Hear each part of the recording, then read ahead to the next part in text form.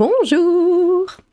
Des élèves du secondaire manifestent contre la célébration LGBTQ+, à Coaticook.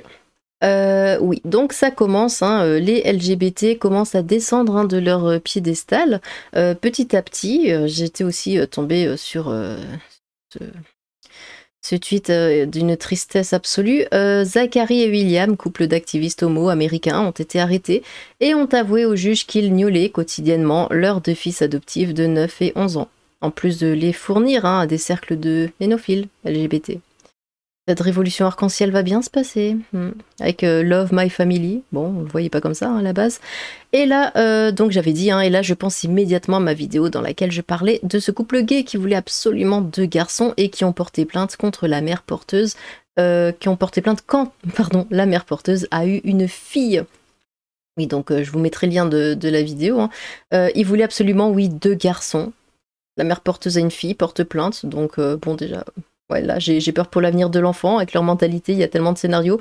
Pour elle, à nous glacer le sang, qu'est-ce qu'ils veulent faire de ces 2 enfants, de ces 2 garçons? Pourquoi ils veulent absolument des garçons au point de porter plainte quand ils ont une fille? On ne sait pas, oui, ça s'appelle de la diffamation, ce que je suis en train de faire, mais on peut pas, c'est naturel, on peut pas s'empêcher de faire le lien là avec ça.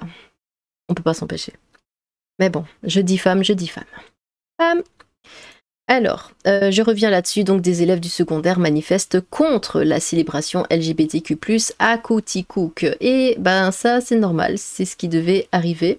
C'est exactement ce qu'il y a eu avec les véganes. Ils forcent tellement, ça devient tellement extrême pour nous faire accepter que finalement, on finit par rejeter parce que c'est trop violent.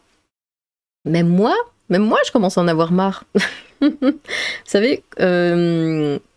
il y a quelques années, j'étais dans un cercle gay, lesbienne. J'avais que des amis gays et lesbiennes. Moi je suis hétéro, mais voilà, j'étais complètement acceptée, il n'y avait aucun souci. Et ben oui, j'étais complètement dans cette communauté. Tous les gens que je fréquentais venaient de cette communauté-là. Parce qu'après, bah oui, j'en connais un qui me présente un autre, qui me présente une, et comme ils restaient tous entre eux finalement, bah voilà, à un moment, je n'étais entourée que de gays et lesbiennes. Et tout se passait très bien, il n'y avait aucun souci, j'ai jamais eu d'a priori, d'homophobie ou quoi de ma part. Même dans ma famille, il n'y a strictement jamais eu ça. J'avais aucun souci. Je ne suis pas homophobe à l'heure actuelle, mais voilà, pour dire que même moi je commence à en avoir marre qu'on nous case des gays, des lesbiennes partout et surtout des trans. Là on l'a encore vu récemment avec cette pub de Maybelline là, qui a mis... Oh, ça faudra que j'en parle, c'est terrible. Terrible dans tous les sens du terme, j'entends. Non, au bout d'un moment, c'est trop. Ils forcent trop, et même moi, comme je dis, bah, je commence à en avoir marre, d'en voir partout des gays et des lesbiennes, alors que voilà, j'étais quand même dans leur communauté, mais là c'est trop, c'est beaucoup trop, faut arrêter. Et je comprends que certains finissent par être en colère, et la communauté LGBT, au lieu d'être... acceptés, parce qu'ils font ça pour être acceptés, alors que bon, il n'y en a pas tant qui les rejettent, je veux dire, en France, l'homophobie, il n'y en a pas tant que ça. Après, oui, bon, on fait venir plein d'homophobes en France, certes, la communauté LGBT est complètement d'accord avec ça et l'encourage, j'ai jamais compris pourquoi. Évidemment qu'il y a aussi des Français de souche qui sont homophobes, ça, il n'y a pas de raison. Mais voilà, mais ils forcent tellement qu'au lieu d'être acceptés, ils arrivent seulement à créer de la colère chez les gens et un ras-le-bol, et c'est complètement contre-productif. Bon, bref. Des élèves de l'école secondaire La Frontalière de Coaticook ont troublé la célébration de la journée mondiale contre l'homophobie, la transphobie et la biphobie mercredi. Plutôt que de s'habiller de manière colorée, comme le suggérait l'école, des élèves ont décidé de se vêtir de noir. Certains d'entre eux auraient même menacé de tabasser des gays. Alors là, ça, non, ça c'est complètement stupide, ça on ne fait pas, ça n'amène à rien, c'est ridicule. Au total, une vingtaine d'élèves de 4e et de 5e secondaire qui étudient à la Frontalière auraient fait partie d'un groupe plus organisé qui a monté cet affront, estime le directeur général du centre de service scolaire des Hauts-Cantons, Martial Gaudreau. Mais maintenant que j'y pense, vous voyez, ça mène à ça en fait. Ils forcent tellement pour être acceptés, alors que bon, ils sont pas repoussés de base, d'après moi, mais bon. Les gens s'énervent et commencent à vouloir les tabasser. Mais les LGBT eux-mêmes sont extrêmement violents. C'est souvent, ouais, tu nous acceptes ou je fais tout exploser, quoi. D'ailleurs, c'est vrai, hein. Il y en avait qui avaient menacé de faire exploser un magasin s'ils remettaient pas les vêtements LGBT pendant le mois des fiertés. Ils ont un mois des fiertés, s'il vous plaît. Est-ce que nous, on a un mois des femmes? Même pas. On a qu'une journée.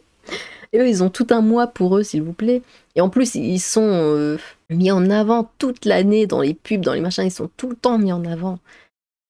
Donc je sais même plus pourquoi ils veulent être acceptés. Ils sont plus acceptés que n'importe qui. Enfin bon, bref, je m'énerve. Sur cette vingtaine d'élèves, seule une poignée a tenu des paroles blessantes, assure-t-il. Une enseignante de l'école qui a préféré taire son identité explique que quelques activités avaient été organisées pour souligner cette journée mondiale. Outre les vêtements colorés, une arche de fleurs avait été installée et un kiosque d'information sur des réalités LGBTQ+, avait été mis sur pied. C'était assez notable de voir le nombre d'élèves habillés en noir, raconte l'enseignante. Apparemment qu'il y avait eu des élèves qui, la veille, avaient dit sur un groupe Snapchat de s'habiller en noir, ce qu'on comprend, ce que ce n'était pas un mouvement de masse contre la journée. Il est difficile d'évaluer le nombre exact d'élèves qui ont participé à cette manifestation. Certains élèves portaient des vêtements foncés sans prendre part à cette offensive, explique M. Gaudreau. D'ailleurs, selon l'enseignante, des élèves qui s'étaient habillés en noir sont retournés à la maison afin de changer de vêtements puisqu'ils ne voulaient pas s'associer à ce mouvement. Mercredi matin, dans les casiers, il y a eu un règlement à l'interne. Les élèves se sont fait parler par leur père pour se faire dire que c'était idiot de faire ça. Quoi? Les élèves se sont fait parler... Ah oui, ça a été traduit de façon très dégueulasse de l'anglais.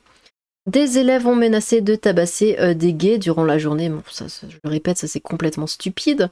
Ça triste l'enseignante. La direction en a été avisée. Des élèves ont fait des crises d'anxiété. D'autres avaient peur de se promener seuls dans l'école. Ça a pris une ampleur qui ne devait pas être là. C'était des activités toutes simples. Des membres du comité LGBTQ+, se sont effacés durant la journée à cause du climat de malaise dans l'école. Des élèves ont mentionné qu'ils ont eu peur. Des membres du personnel étaient très mal à l'aise de la situation. Ça témoigne de la raison pour laquelle on fait ces activités de sensibilisation, décrit le directeur général. Ouais, non mais faut arrêter. Là, c'est comme je le dis, c'est un ras-le-bol général. Faut arrêter de forcer avec ça aussi à un moment. On sait que ce n'est pas 100% des gens qui démontrent de l'ouverture. Comme milieu scolaire, on a à la bâtir, cette ouverture. On va dire qu'on a compris. Hein. On a bien vu mercredi qu'il nous reste de la sensibilisation à faire auprès des jeunes. Mais jongler entre la liberté d'expression et la sensibilisation peut être compliqué. Maintenant, ce qu'on demande, c'est de l'ouverture et du respect. Parmi les gens qui se sont habillés en noir, certains ont tenu des propos et ils ont été sanctionnés selon les règles de l'école comme on le fait toute l'année.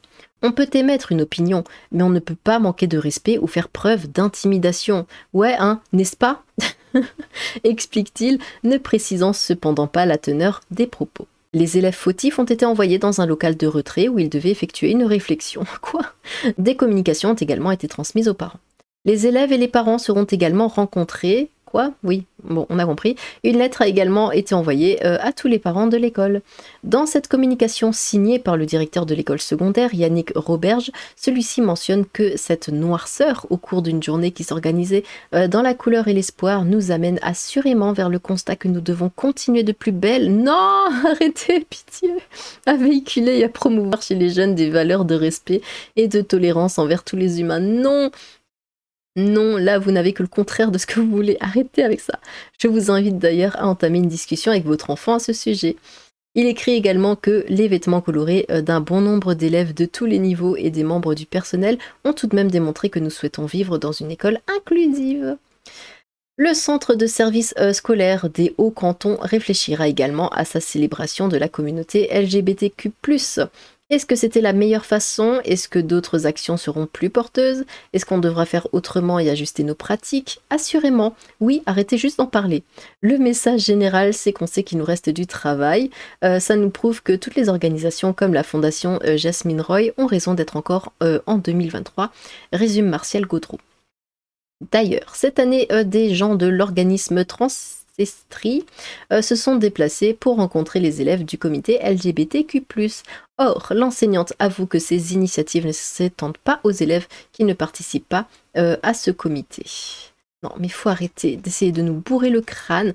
Oui, tu vas m'accepter. Vous êtes acceptés, enfin, en grande majorité, vous êtes déjà partout, arrêtez, vous avez un mois à vous. Je suis jalouse. Et puis surtout quand on voit hein, comment...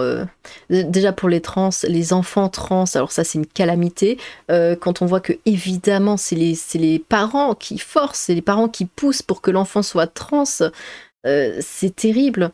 J'ai encore vu passer, alors je sais plus, je crois que je l'ai pas mis de côté, mais c'était encore une fille là, une fille ou un garçon, qui... Alors je sais plus si elle portait plainte. Oui, parce qu'elle avait fait sa transition toute jeune et maintenant elle le regrettait. Et ça arrive tout le temps. Pourquoi vouloir transitionner des enfants comme ça là pourquoi aller encore dans des écoles et faire des machins LGBTQ? Non, laissez les gamins. Ils feront leur propre choix quand ils seront adultes. Mais laissez les gamins tranquilles. Et arrêtez de forcer avec ça. C'est terrible. Franchement, ça devient énervant. Maintenant, avant, j'avais aucun préjugé LGBTQ, je m'en fichais. Maintenant, je vois ça, je suis là, oh, et je souffle. Je me dis encore eux. Bon, eh bien, dites-moi ce que vous pensez de ça. N'hésitez pas à vous exprimer, hein. Dites ce que vous pensez réellement, dans le fond, honnêtement. Il n'y a pas de souci. J'ai hâte de vous lire, évidemment, toujours dans le respect. J'ai hâte de vous lire. Sur ce, tchou!